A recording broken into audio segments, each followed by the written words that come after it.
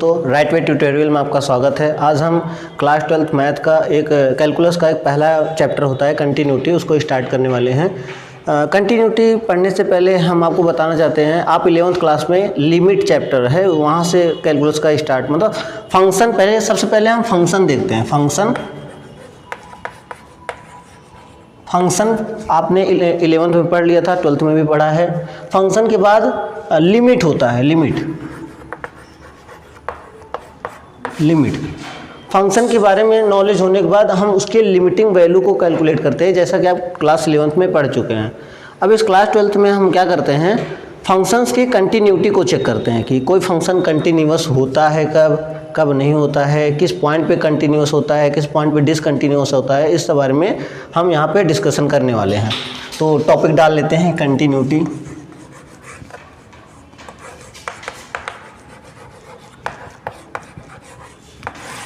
Continuity जैसे continuity एक word ऐसा है कि आपको फील आता होगा। कंटिन्यूटी मतलब कि जो लगातार ऐसे चलता रहे, फील आता है ना कि हाँ भाई कोई कंटिन्यू चल रहा है, मतलब कहीं पे ब्रेक नहीं हो रहा है वो चीज़। तो ये तो आम भाषा हो गया। अब मैथमेटिक्स में इसको कैसे कहते हैं, जैसे अगर कोई फंक्शन है, फंक्शन एक वेरिएबल में है, फंक्शन एक वेरिएबल में होना चाहिए। आपको पता है फंक्शन एक से अधिक वेरिएबल में भी हो सकता है, लेकिन जो कंटिन्यूटी हम चेक कर रहे हैं वो एक वेरिएबल फंक्शन वाले का हम कंटिन्यूटी चेक करने वाले हैं या फिर उसके बारे में पढ़ने वाले हैं। ठीक है, तो अगर x वेरिएबल है उसका, ठीक, और अगर इसका हम ग्राफ देखें, ठीक है, आपको पता होगा फंक्शन कोई भी होता है उसका ग्राफ होता है। ठीक, ग्राफ मान लीजिए कुछ इस तरीके से हमारा बना हुआ है, कुछ इस तरीके से ग्राफ, कई ग्राफ हम देखेंगे वैसे। मान लीजिए कि ये ग्राफ इस तरीके से चलता चला जा रहा है। तो मैं क्या कर रहा हूँ, इस ग्राफ को बनाने में हमें कहीं पेन उठानी पड़ी, यहाँ चाक यहाँ पे रखा हमने, यहाँ से बनाते हुए ऐसे बना दिया, कहीं पे हमें इसको उठाने की ज़रूरत नहीं पड़ी। तो ये कहीं न कहीं फील दिला रहा है कि ये पूरे के पूरे यहाँ से लेकर के यहाँ तक क्या है, ये ग्राफ इस डोमेन में क्या है, पूरा का पूरा एक लगातार चलता हुआ जा रहा है, कहीं पे भी ब्रेक नहीं हो रहा है। ठीक है, जैसे एक और फंक्शन अगर हम देखें, फंक्शन का ग्राफ, ऐसे जनरली फंक्शन का ग्राफ नहीं कर सकते, एक ग्राफ देखते हैं। ठीक है, जैसे मान लीजिए ये हमारा एक ग्राफ ये है और यहाँ पे फंक्शन डिफाइंड नहीं है। ये होलो सर्कल का मतलब होता है भैया इस पे फंक्शन की वैल्यू नहीं है। ठीक है, ये होलो सर्कल का मतलब होता है ये जो इससे रिलेटेड x की वैल्यू है, मान लीजिए x इक्वल टू a पे फंक्शन डिफाइंड नहीं होता है, आपको पता होगा ये बात। ठीक है, तो यहाँ पर अगर इस पर्टिकुलर ग्राफ की बात करें हम, तो यहाँ से लेकर के यहाँ तक तो हमें कोई दिक्कत नहीं है, लेकिन जैसे हम इसको क्रॉस करते हैं तो हमें क्रॉस करने के लिए यहाँ पे जंप लगाना पड़ेगा। देख रहे हैं यहाँ पे एक होलो है, बात सुनो, जैसे आप चलते हुए चले जाएं, अगर एक रास्ता है बीच में क्या हो जाए, एक गड्ढा हो, ठीक है, तो गड्ढा वहाँ पे आप क्या रुक जाओगे। ठीक, तो ये डिसकंटिन्यूटी क्रिएट कर रहा है। तो ग्राफ से तो थोड़ा क्लियर हो रहा है, मतलब थोड़ा बड़ा क्लियर हो रहा है, लेकिन मैथमेटिकल अप्रोच हमें सीखना है। इस चैप्टर में हमें मैथमेटिकल अप्रोच सीखना है। अब हर ग्राफ का हम हर फंक्शन का ग्राफ के थ्रू तो देखेंगे नहीं, उसका कोई मैथमेटिकल अप्रोच भी तो होता है, तो उसी चीज़ को हम यहाँ पे सीखने वाले हैं। ठीक है, तो देखते हैं कैसे हम किसी फंक्शन को कंटिन्यूअस शो करते हैं। दिख रहा था, अगर हमें इस तरीके से फंक्शन को x इक्वल टू a पे हमें चेक करना है कि भाई ये कंटिन्यूअस है या डिसकंटिन्यूअस है, तो इसके लिए हमें क्या करना होगा, जैसे मान लीजिए एक जनरल ऐसे ग्राफ लेते हैं, यहाँ पे एक दो तरीके के ग्राफ लेते हैं। एक तो ऐसे लेते हैं, यहाँ पे वैल्यू है x इक्वल टू a, और ये दूसरा फंक्शन है कुछ इस तरीके से, जहाँ पर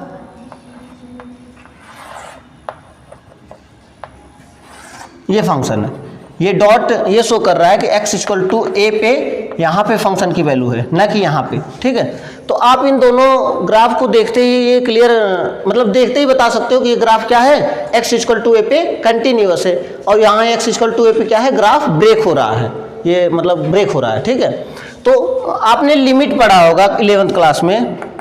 लिमिट क्या होता है, अगर लिमिट हमें किसी एक particular x equal to a पे लिमिट कैलकुलेट करने की बात की जाती है, तो इसका मतलब ये नहीं है कि फंक्शन की value x equal to a पे, इसका मतलब ये होता है कि a के आसपास, a के नेबरहुड में हम फंक्शन की वैल्यू देखते हैं। जैसे मान लीजिए यहाँ पे x इक्वल टू a है, तो यहाँ पे थोड़ा सा आगे जाएंगे, नेबरहुड की बात कर रहे हैं, जैसे मान लो a ए प्लस की बात कर रहे हैं, ए से थोड़ा सा अधिक वैल्यू पे, ठीक है, थोड़ा सा ज़्यादा वैल्यू लेते हैं तो फंक्शन की बात करते हैं, ए से थोड़ा सा कम वैल्यू लेते हैं तब फंक्शन की बात करते हैं, और एक तो x इक्वल टू ए पे फंक्शन की बात करते हैं। कहीं कहीं आपको समझ में आ रहा होगा कि अगर हम ए से थोड़ा सा अधिक पे ले रहे हैं, फंक्शन पे जो वैल्यू आता है उसको क्या बोलते हैं, RHL बोलते हैं। मतलब 11th क्लास में आपने पढ़ा ही होगा RHL और LHL। लिमिट, पहली बात तो लिमिट एग्जिस्ट होनी चाहिए। अगर कोई फंक्शन कंटिन्यूअस हमें शो करना है तो लिमिट का क्या होना चाहिए, पहला कंडीशन है limit extending to a fx exist होना चाहिए और फाइनाइट होना चाहिए, एग्जिस्ट होना चाहिए और एग्जिस्ट होने के साथ साथ फाइनाइट नंबर होना चाहिए, ना कि इनफाइनाइट जाने लगे, ठीक है। तो पहला कंडीशन ये होना चाहिए। उसके लिए LHL बराबर RHL होना चाहिए। आपको पता ही है कि लिमिट की वैल्यू कैसे एग्जिस्ट करता है, लिमिट की वैल्यू एग्जिस्ट तभी करता है जब x इक्वल टू ए पे LHL बराबर हो जाए RHL के। अभी हम जब क्वेश्चन करने लगेंगे तो इस LHL और RHL के बारे में पढ़ेंगे। अभी हम ये मानकर चल रहे हैं, थोड़ा मोड़ा आपको आइडिया है थोड़ा बहुत, ठीक है।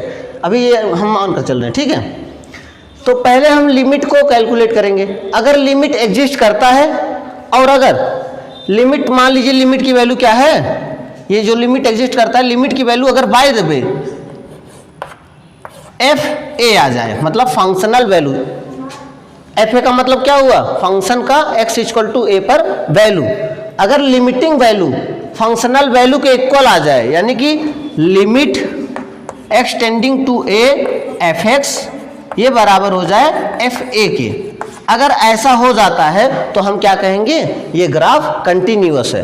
देख रहे हैं यहाँ पे LHL भी इस वाले पॉइंट को अप्रोच कर रहा है, RHL भी इसी वाले पॉइंट को अप्रोच कर रहा है, और x इक्वल टू ए पे भी यही वाला पॉइंट आ रहा है। तो यहाँ पे क्लियरली हम देख सकते हैं कि ये फंक्शन x इक्वल टू ए पे कंटिन्यूअस है, ठीक है। और रही बात डिसकंटिन्यूटी की, तो देखिए यहाँ पे जस्ट अभी हमने बनाया था, ये ऐसा कुछ ग्राफ बनाया था हमने। अगर ये x इक्वल टू ए है तो देखिए x से थोड़ा सा ज़्यादा जा रहे हैं तो फंक्शन की वैल्यू कहाँ पे है, यहाँ पे है, ठीक है। और x से थोड़ा सा कम आ रहे हैं तो फंक्शन की वैल्यू कहाँ चली जा रही है, यहाँ पे। इस केस में क्लियरली आप देख पा रहे हो कि LHL बराबर नहीं है RHL के, तो हम क्या कहेंगे कि लिमिट एग्जिस्ट ही नहीं करता, और लिमिट एग्जिस्ट नहीं करेगा तो हम क्या कहेंगे, फंक्शन दिखने में भी क्या होगा, फंक्शन डिसकंटिन्यूअस होगा x इक्वल टू ए पे। एक कंडीशन मतलब आपके दिमाग में ये बात आ रही होगी कि सर अगर आपने ये बताया कि LHL does not equal to RHL, तो मतलब लिमिट एग्जिस्ट नहीं करता। अगर लिमिट एग्जिस्ट करे और फंक्शन की वैल्यू, मतलब लिमिट तो एग्जिस्ट करे, उसकी कोई वैल्यू होती है, ठीक है। मान लो अगर let's say limit extending to a equal fx equal to कोई एक वैल्यू L आ गया, ठीक है, कोई एक वैल्यू L आ गया, और अगर हम FA कैलकुलेट कर रहे होंगे, ठीक है, FA कैलकुलेट कर रहे हैं और ये डिफरेंट होगा लिमिट के वैल्यू से। जैसे मान लीजिए हमने FA कैलकुलेट किया और L ना आकर के कुछ दूसरा आ गया, इस केस में आप क्या कहोगे कि लिमिट तो एग्जिस्ट कर रहा है लेकिन ये फंक्शनल वैल्यू के बराबर नहीं है। ये मान लीजिए कोई वैल्यू M आ गया, तो यहाँ पे क्या है, लिमिटिंग वैल्यू तो एग्जिस्ट कर रही है। लिमिटिंग वैल्यू क्या है इसका, L, फंक्शनल वैल्यू क्या है, M है। इस चीज़ को ग्राफ के थ्रू अगर हम समझे, जो हमने ये कंडीशन लगाया, इसको अगर ग्राफ इसको पहले एक बार देख लो, उसके बाद फिर हम इस कंडीशन पे आते हैं, ठीक है। चलिए ठीक है, हम इसको अब देखते हैं। अभी हमने क्या कहा कि भाई साहब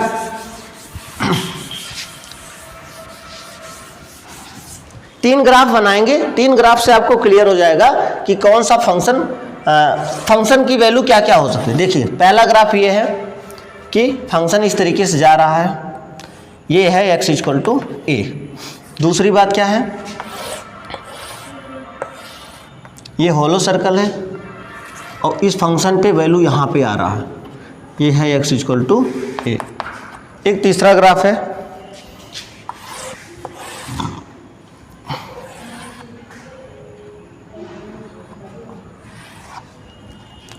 x इक्वल टू ए। तीनों का हम लिमिट के थ्रू इसका डिस्कशन करेंगे, लिमिट का यूज करते करते। अभी तक हमने कोई रियल फंक्शन नहीं लिया है और उस पर ना तो कोई कैलकुलेशन करा है, बस बेसिक चीज़ें बता रहे हैं हम आपको कि फंक्शन का ग्राफ देखते ही आप क्या क्या अपने आप में दिमाग में ला सकते हो कि हाँ फंक्शन की, जैसे कि आपने लिमिट पढ़ चुका है, हम ये कंसीडर करके चल रहे हैं कि लिमिट आपने पढ़ा हुआ है, और नहीं पढ़ा है तो पहले लिमिट को पढ़ लीजिए, ठीक है। उसके बाद यहाँ पे देखिए इस केस में क्या है कि a माइनस और a प्लस, अगर f मान लीजिए एक पर्टिकुलर ले सकते हैं, a1 ले सकते हैं, ठीक है, और यहाँ पर ये वैल्यू ले सकते हैं हम, ये a2 है, ये वैल्यू ले सकते हैं a3, ठीक है। तो अभी आप ही बोलोगे, मैंने मतलब मैं जो भी पूछूंगा आप ही जवाब देने वाले हैं उस पर। अगर मैं पूछूं आपसे कि भैया एफ ए माइनस क्या है, यानी ए माइनस कैलकुलेट कर रहे हैं, इसका मतलब क्या हुआ कि हम लिमिट की वैल्यू LHL पे कैलकुलेट कर रहे हैं। तो ये किसको अप्रोच कर रहा है, ये A1 को अप्रोच कर रहा है। अगर हम एफ ए प्लस कैलकुलेट कर रहे हैं, ठीक है, ए से थोड़ा सा ज़्यादा, तब भी ये लिमिट किसको अप्रोच कर रहा है, A1 को अप्रोच कर रहा है, ये A1 को ही अप्रोच कर रहा है। लेकिन अगर हम एफ x इक्वल टू ए पर फंक्शन की वैल्यू कैलकुलेट कर रहे हैं तो क्लियरली आप देख पाओगे कि ये क्या है, A1 ही है। यहाँ पर ये काफ़ी क्लियर बातें हो रही होगी कि LHL यानी कि FA माइनस बराबर FA प्लस और ये बराबर है FA के। तो ये कंडीशन बाबू होता है कंटिन्यूटी का। आपको पता है कि ये क्या होता है, LHL होता है, ये होता है RHL और ये होता है फंक्शन की value at x equal to a. अब इस कंडीशन को देखिए, अगर मैं कहूँ भैया एफ ए माइनस कैलकुलेट करने के लिए, एफ ए माइनस कहाँ पे है, किसको अप्रोच कर रहा है, A2 को अप्रोच कर रहा है, तो ये बराबर किसके होगा, A2 के। अगर एफ ए प्लस मैं दिखाऊँ आपको, ए से थोड़ा सा अधिक जाओगे तो ग्राफ कहाँ किसको अप्रोच कर रहा है, ये भी ग्राफ A2 को ही तो अप्रोच कर रहा है, तो ये भी इसका भी वैल्यू क्या होगा, A2।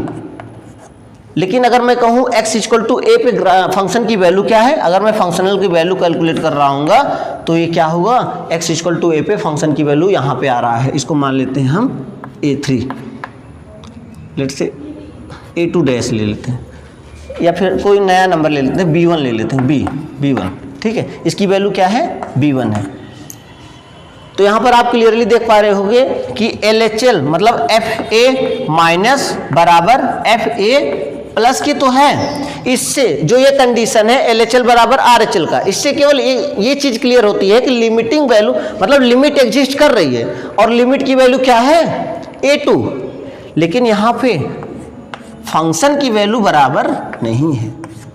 ये जो लिमिटिंग वैल्यू है ये फंक्शनल वैल्यू के बराबर क्लियरली आप देख पा रहे हो कि वो नहीं है, यहाँ पे दिखाई दे रहा है, ठीक है। तो मतलब ग्राफ ये मैथमेटिकल अप्रोच मैं दिखा रहा हूँ आपको, वैसे देखते ही आप तो बता दोगे ये भैया ये कंटिन्यूअस है, ये x इक्वल टू ए पे डिसकंटिन्यूअस है, ये भी x इक्वल टू ए पे डिसकंटिन्यूअस है। लेकिन इस डिसकंटिन्यूटी और कंटिन्यूटी का मैं मैथमेटिकल अप्रोच में ले जा रहा हूँ, ठीक है। उसको मैथमेटिक्स से हम कैसे निकाल सकते हैं, लिमिट का यूज करके कैसे उसको चेक कर सकते हैं, उसी का हम यहाँ पर देख रहे हैं, ठीक है।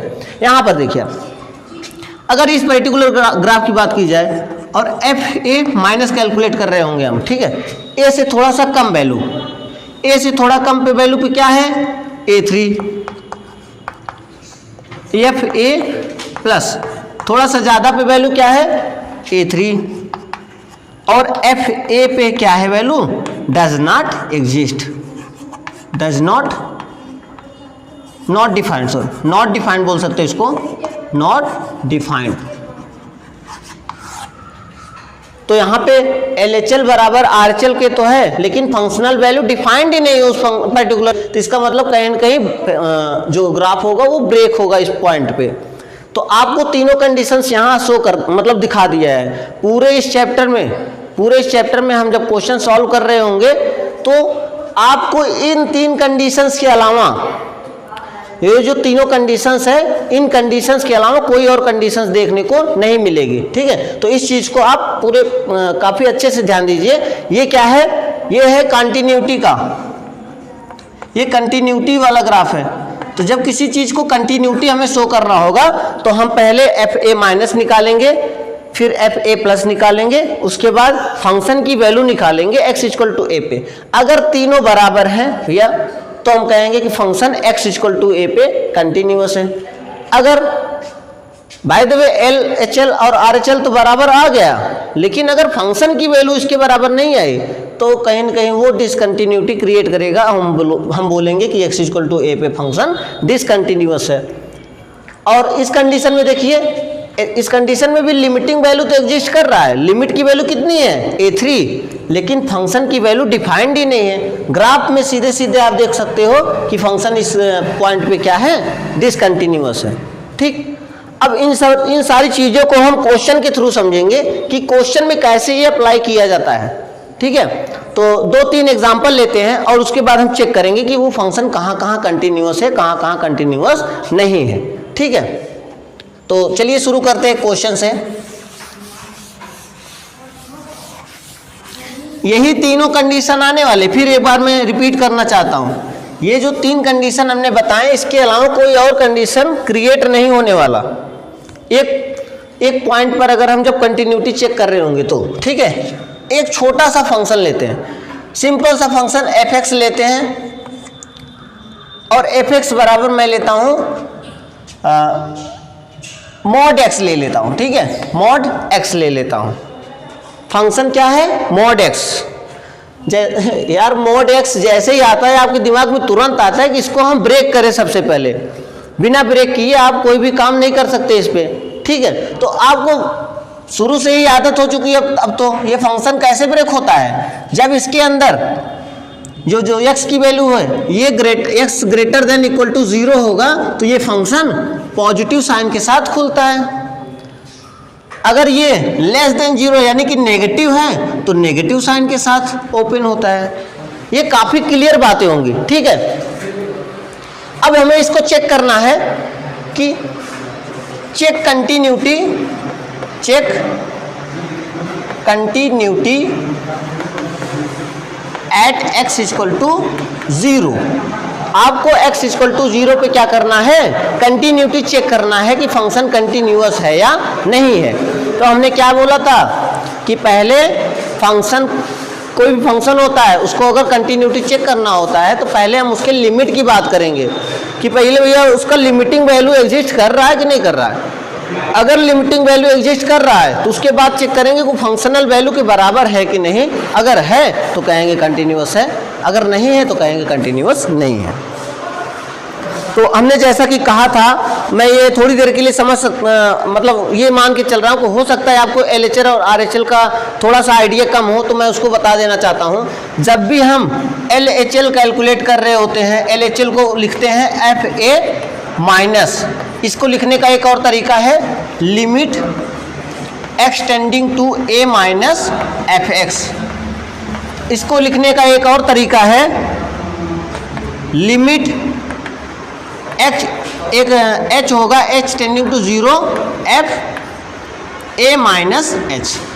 एक बात बताओ, a माइनस का मतलब क्या हुआ? a माइनस का मतलब हुआ a में से थोड़ी सी वैल्यू घटाई गई है और ये h जो है एक पॉजिटिव छोटा सा क्वांटिटी है, तो a में से थोड़ा सा घटा देंगे तो a माइनस हो जाएगा। a माइनस का मतलब ये नहीं कि माइनस टाइम से, नहीं, a से थोड़ा सा कम।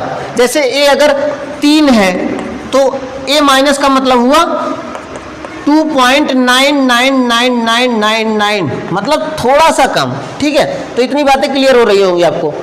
तो जब हम लिमिट कैलकुलेट कर रहे होते हैं LHL तो x के जगह पर क्या लिखेंगे? x के जगह पर a माइनस h रखेंगे और एक्सटेंड करेंगे 0 को। और RHL जब कैलकुलेट कर रहे होंगे तो FA प्लस उसको बोलते हैं और ये होता है limit h tending to a plus fx, यानी लिमिट h टेंडिंग टू 0। अब भैया a प्लस है यानी a में से थोड़ा सा हमें क्या करना पड़ेगा? जोड़ना पड़ेगा। ठीक है, जैसे उसमें घटाना, जैसे मान लो x इक्वल टू 3 है तो 3 प्लस क्या होगा? 3 प्लस का मतलब हुआ कि 3 प्लस 3.00000001, थोड़ा सा ज़्यादा। तो इसका मतलब क्या हुआ? 3 में हमने कुछ ऐड किया है तो ये x की जगह पर क्या कर देंगे? x की जगह पर हम रखेंगे a प्लस का h।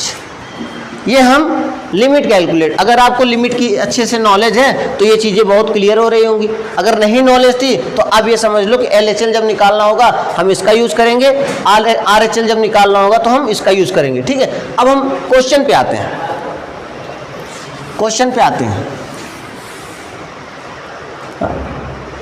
जैसा कि आप समझ सकते हो कि जो ये कंटिन्यूटी चैप्टर है ये पूरा का पूरा लिमिट का यूज है।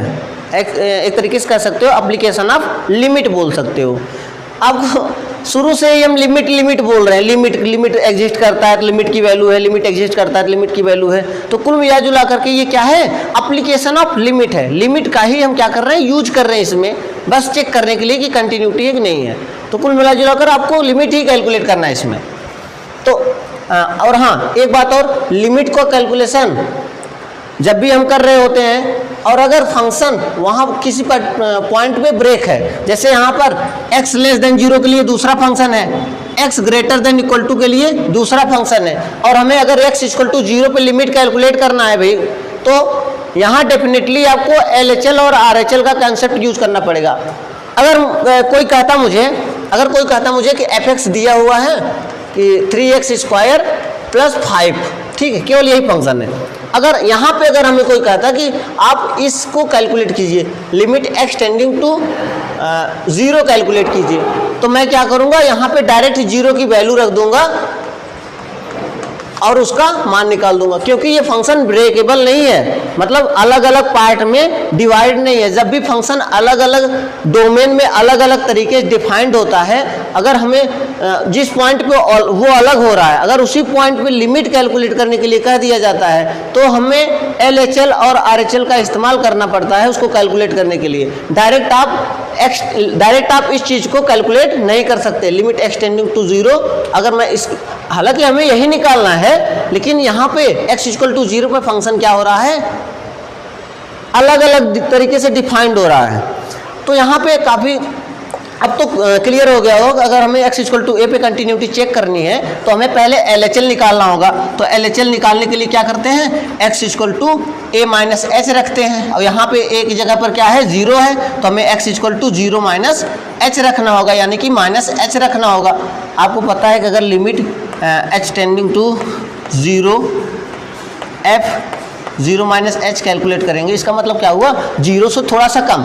अगर 0 से थोड़ा सा कम है भाई, तो ये वाला फंक्शन लेगा, यानी कि x की जगह पर हमें क्या रखना पड़ेगा, माइनस h रखना पड़ेगा। तो ये क्या हो जाएगा, माइनस ये पहले से है माइनस, ये क्या हो जाएगा 0 माइनस h, ठीक। सॉरी, ये लिमिट भी रहेगा, लिमिट h टेंडिंग टू 0, यहाँ पे हो जाएगा माइनस 0 माइनस h, क्योंकि ये क्या है, 0 से छोटा है, और 0 से छोटा के लिए फंक्शन क्या है, माइनस x है, यानी कि माइनस और जो फंक्शन में है वो एज इट इज यहाँ लिखा जाएगा, यानी माइनस और फंक्शन के अंदर जो जिस पे फंक्शन हम लिख रहे हैं, जिस पे फंक्शन इवेल्युएट कर रहे हैं, वो एज इट इज यहाँ पे लिख दिया जाएगा, ठीक है। ये जब इसको ओपन करेंगे तो h को 0 रखिए, h 0 हो जाएगा तो क्या आएगा, ये तो 0 हो गया, तो वैल्यू क्या आएगी, 0 आएगी, ठीक है। अब हम RHL की बात करते हैं। RHL में अब इतना ज़्यादा डिटेल में नहीं देखेंगे, बस x की जगह पर हम 0 प्लस h रखेंगे, और ये हो जाएगा limit h tending to 0 f 0 plus h, और ये हो जाएगा limit h tending to 0 plus h का मतलब 0 से थोड़ा सा बड़ा, 0 से थोड़ा सा बड़ा के लिए क्या है, फंक्शन x है, यानी कि ये हो जाएगा x की जगह पर क्या है, 0 प्लस h, तो यहाँ पे लिख देंगे 0 प्लस h, और इसकी वैल्यू क्या हो जाएगी, 0। देखो अभी तक हमें क्लियर है कि LHL बराबर है RHL के, यानी कि लिमिट एग्जिस्ट कर रहा है और लिमिट की वैल्यू क्या है, 0 है। आपको यही बताया गया ना, लिमिट एग्जिस्ट करता है और लिमिट की वैल्यू क्या होता है, जहाँ पे LHL की वैल्यू जाएगा और जहाँ पे RHL की वैल्यू जाएगा, वही क्या होता है, लिमिट की वैल्यू होती है। अब एक कंडीशन यहाँ पे हमने बताया था, पहले कंडीशन क्या था कि LHL बराबर RHL, यहाँ तक तो ठीक है, यहाँ तक तो हम ये कह सकते हैं कि हाँ लिमिट एग्जिस्ट करती है। कंडीशन होती है कि इस पे फंक्शन की वैल्यू क्या है। अगर x इक्वल टू a पे बात कर रहे हैं तो फंक्शन की वैल्यू भी हमें देखनी है। अगर फंक्शन की वैल्यू बराबर होगी इनके LHL और RHL के, तब तो कहेंगे कि लिमिट ये जो फंक्शन है x इक्वल टू a पे कंटिन्यूस है। तो देख लेते हैं कि f, अब मैं फंक्शन की वैल्यू कैलकुलेट कर रहा हूँ, यानी कि यहाँ पर ही देख लो f0 कैलकुलेट कर रहा हूँ। एग्जैक्टली 0 पे फंक्शन क्या है, एग्जैक्टली 0 पे फंक्शन x है, यानी कि x बराबर 0 रख दो, ठीक है, x बराबर 0 रख दीजिए, तो f0 बराबर क्या हो जाएगा, 0। यहाँ पर काफ़ी क्लियर हो रहा है कि देखो LHL क्या है, 0 है, RHL क्या है, 0 है, और फंक्शन की वैल्यू क्या है, 0 है। तीनों वही बराबर है। अगर तीनों बराबर है तो फंक्शन x इक्वल टू 0 पे क्या होगा, कंटिन्यूअस होगा। तो आप ऐसे लिख दोगे f is continuous at x equal to 0। Simple सी बात है। तो यहाँ तक अभी हमने क्या बताया आपको, डेफिनेशन बताया है, और इस फंक्शन का इस्तेमाल करके एक पर्टिकुलर पॉइंट पे कंटिन्यूटी चेक करके आपको दिखाया है। एग्जांपल और लेते हैं हम। अभी तक जो इसका मतलब अभी हमने क्या किया, f x equal to mod x देख लिया, और हमने चेक कर लिया कि मॉड एक्स क्या होगा, हो गया सभी पॉइंट पे, मतलब एक्स इक्वल टू 0 पे ही वो ब्रेक हो रहा था। उसके पहले एक्स था, आपको पता है कि f x equal to x जो होता है वो हमेशा क्या होता है, स्ट्रेट लाइन होता है, वो हमेशा कंटिन्यूअस होता है। F x equal to minus x वो भी हमेशा कंटिन्यूअस होता है। तो अब से आप ये ध्यान दोगे कि f x equal to mod x जो है वो पूरे रियल नंबर पे कंटिन्यूअस होता है, और उसका ग्राफ आपको पता है, ग्राफ तो पता ही होगा आपको। मॉड एक्स ग्राफ ऐसे होता है, देखने में भी लग रहा है कि ये मॉड एक्स क्या है, हमेशा कंटिन्यूअस है। एक और फंक्शन लेते हैं, मान लीजिए एफ एक्स इक्वल टू क्या है, सिग्नम एक्स, और सिग्नम एक्स की वैल्यू क्या होती है बाबू, सिग्नम एक्स की वैल्यू, सिग्नम एक्स क्या होता है, सिग्नम एक्स ऐसे डिफाइंड होता है, मॉड एक्स अपॉन एक्स जब x does not equal to 0 के होता है, और 0 होता है जब एक्स इक्वल टू 0 होता है। ये सिग्नम एक्स डिफाइंड, ठीक है, ये फंक्शन हमारा, ठीक है। अब इसको हम देख, थोड़ा हमने बताया आपको, जब भी मॉड फंक्शन दिखाई देगा तो हमें इसको ब्रेक करना पड़ेगा। x does not equal to के लिए फंक्शन क्या है, mod x upon x, mod है यहाँ पे, तो उसको हमें ब्रेक करना ही पड़ेगा बाबू, ठीक है। तो ब्रेक करते हैं, इस जो हमारा ये ओरिजिनल फंक्शन दिया हुआ है इसको अगर यहीं पे ब्रेक कर देते हैं, एफ एक्स इक्वल टू हम इसको ऐसे भी लिख सकते हैं, सिग्नम x, देखिए ये जो x does not equal to 0 है, मॉड है, मॉड दो कंडीशन पे ब्रेक होता है। इस मॉड के अंदर जो भी है अगर वो पॉजिटिव है तो ये कैसे खुलेगा, पॉजिटिव साइन से खुलेगा। मान लीजिए ये जो x है वो क्या है, 0 से बड़ा है, इस कंडीशन में x क्या है, 0 से बड़ा है, तो ये जो मॉड है वो पॉजिटिव साइन से खुलेगा, यानी कि x हो जाएगा, और ये पहले से अपॉन x है, ये इक्वल टू क्या हो जाएगा, 1, ठीक है। और x इक्वल टू 0 पे ये तो 0 है ही, ठीक। और ग्रेटर देन 0 पे हो गया। अगर अब एक कंडीशन और होता है, x लेस देन 0 पे, x लेस देन 0 पे ये मॉड फंक्शन कैसे ओपन होगा, माइनस साइन के साथ, तो ये क्या हो जाएगा, इस मॉड x की जगह पर क्या लिखेंगे, माइनस एक्स लिखेंगे, अपॉन x लिखेंगे, ये किसके बराबर हो जाएगा, -1 के। आपने पढ़ा होगा सिग्नम x, यही जानते हो ना सिग्नम x कि 1 जब x ग्रेटर देन 0 होता है, 0 जब x इक्वल टू 0 होता है, इफ लिख दो, इफ, और x लेस देन 0 के लिए -1 होता है। तो ये जो सिग्नम फंक्शन है इसको इस तरीके से भी लिखा जाता है। तो आप कंफ्यूज मत होइएगा कि पता लगा ऐसे लिखा है तो हम मतलब कंफ्यूज हो जाए, करे यार ये कैसे सिग्नम, नहीं, आप इसको जैसे ही मॉडुलस का यूज करोगे, मॉडुलस को ब्रेक करना आता है, जब x लेस देन 0 होगा तो ये पॉजिटिव साइन निगेटिव साइन के साथ खुलेगा और ये -1 हो जाएगा। जब x ग्रेटर देन 0 होगा तो ये पॉजिटिव साइन के साथ रहेगा, तो x अपॉन x हो जाएगा, 1 हो जाएगा, ठीक। ये हमारा सिग्नम x है, इसको हमें चेक करना है। देखिए इसको ये फंक्शन किस पे ब्रेक हो रहा है, 0 पे। 0 पे अलग अलग डिफाइंड है, 0 से बड़े के लिए दूसरा फंक्शन है, 0 से छोटे के लिए दूसरा फंक्शन है, और x इक्वल टू 0 पे फंक्शन की वैल्यू क्या है, 0। तब हमें इसको चेक करना है, check continuity at x equal to 0। हमें x इक्वल टू 0 पे कंटिन्यूटी चेक करनी है। जल्दी चेक कीजिए।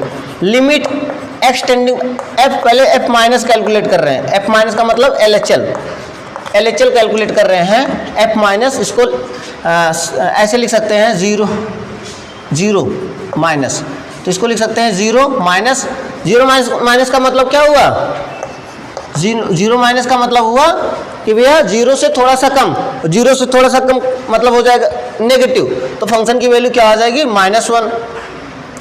RHL कैलकुलेट करें, RHL क्या होगा, f0 प्लस, यानी कि 0 से थोड़ा सा ज़्यादा, यानी कि 0 से थोड़ा सा ज़्यादा होते ही वो वैल्यू क्या हो जाएगी, पॉजिटिव हो जाएगी। 0 से थोड़ा सा भी ज़्यादा होगा तो वैल्यू पॉजिटिव होता है। पॉजिटिव के लिए क्या डिफाइंड है, 1 डिफाइंड है। तो मैं लिख दूंगा limit x tending to 0 plus fx बराबर, इसकी वैल्यू डायरेक्टली 1 लिख दूंगा। इसमें कुछ है ही नहीं भाई, डायरेक्ट वैल्यू दिया है 1 तो मैं 1 लिख दिया। यहां से आप क्लियरली देख पा रहे हो कि LHL बराबर नहीं है RHL के। देख रहे हो LHL क्या है, -1 है, RHL क्या है, 1 है। तो LHL बराबर नहीं है RHL के, यानी कि limit x tending to 0 fx does not exist.